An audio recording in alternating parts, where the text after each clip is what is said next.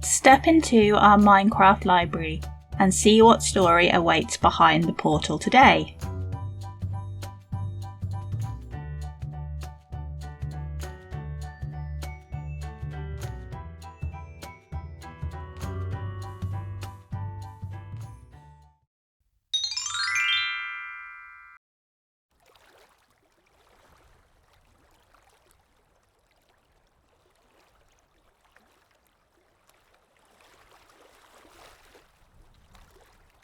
Far out in the sea, where the water is very deep, the Sea King ruled the undersea world. In the deepest spot of the sea was his home. The rooms were surrounded by coral and sea plants. The Sea King lived with his mother and 4 daughters, each one born a year apart. The youngest of the 4 daughters was the princess, the Little Mermaid. She spent much of her time swimming to ships that had fallen to the bottom of the sea. The ships held treasures from the world above. She would fill her arms and set up her collection here and there. All the while she would sing. As she did, fish circled around to hear her, for the Little Mermaid's voice was the most beautiful one under the sea. The day came when the Little Mermaid turned 15. Now she was old enough to visit the surface. When she came up over the water, the Little Mermaid was next to a large ship. On the ship, beautiful music was playing. Sailors were dancing on the deck. They were laughing and having a fine time. It must be a party. Now and then, as the waves lifted up the Little Mermaid, she could see better. A handsome young prince stepped out onto the deck. When he did, 100 rockets rose into the air. The party was for him. Was it his birthday? She swam closer. Suddenly it became very dark and the wind picked up. The sailors started to run about the deck.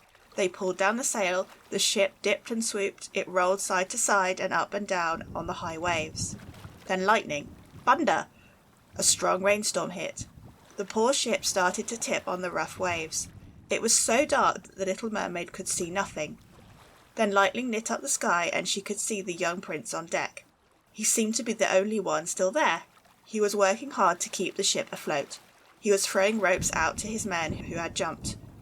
But then, all at once, the waves got very high and the ship started to tip over. The prince was flung to the side of the ship and thrown overboard. Down into the sea he fell. He dropped very fast. What was the Little Mermaid to do? She knew that human beings could not live under the water. She dove deep and fast. She reached out and was able to grab his shirt. Then she swam up to the surface as fast as she could. At last she could pull his head up above the water. There the 2 of them floated as the waves rose and fell. By morning the storm had passed, yet the prince was as still as he had been all night. From far off the Little Mermaid saw tops of the hills. "Land," she said. She swam to the shore, pulling him behind her. It was not easy to pull the young man up onto the dry sand, but she did it. Was he dead? She sang a sad song. All of a sudden the prince started to move. "Oh, you are all right?" she asked, and touched his forehead. Suddenly, some people appeared and took the prince home to his castle and cared for him until he got better. The Little Mermaid swam back home. A few days went by, but she could not stop thinking about the prince. "Unless I can somehow walk on land and be with that young man, I will be sad for the rest of my days," she cried. Then she had an idea. She would go and see the Sea Witch. Before she knew it, the Little Mermaid was headed to the far corner of the sea where the Sea Witch lived. "This is no problem," said the Sea Witch when the Little Mermaid told her what she needed. "I fix problems much harder than this. Why, to have legs, all you need to do is drink my potion." Then she turned to face the girl. "But I don't just give it away, you understand." "Oh," said the Little Mermaid. "What is your price?" In her heart she felt a lift. So there was a way that she could have 2 legs and be with her prince after all. "Oh, not much," said the Sea Witch. "For one, you must give up your voice." "My voice?" said the Little Mermaid. She knew her voice is what everyone loved about her best. "You don't need it," said the Sea Witch. "Chitter-chatter, what a waste of time.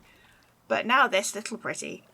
If the prince marries someone else, the next day you must die, and your voice will stay with me forever. But then again, who knows, he might choose you." The Little Mermaid's heart leapt. The Sea Witch held out a glass with green potion. "So," she said, "what are you going to do? Make up your mind. I don't have all day." The Little Mermaid took the potion from the Sea Witch and went to the surface. She lay on the sand and drank the potion. She fell into a deep sleep. and when she woke her tail was gone and in its place were 2 legs. Then she heard a voice calling her. "Say, miss, are you in trouble?" It was none other than the prince. She tried to say something, but no words came out of her mouth. "Can you not speak?" he said. She shook her head no. "Oh well then, let me take you to the castle. You can clean up there and get some dry clothes to wear." The little mermaid was very happy to join the prince at the castle. At first, walking on her 2 legs was shaky, but soon she got the hang of it. That night the prince showed her around the castle rooms. He would point to a portrait and tell her all about it.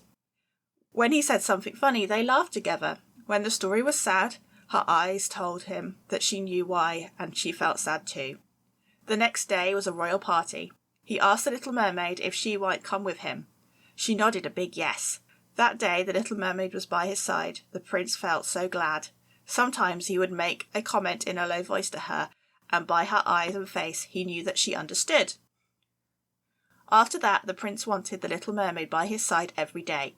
He thought he could even fall in love with her, but he still held out hope to marry the one with the lovely voice he remembered from when he was rescued.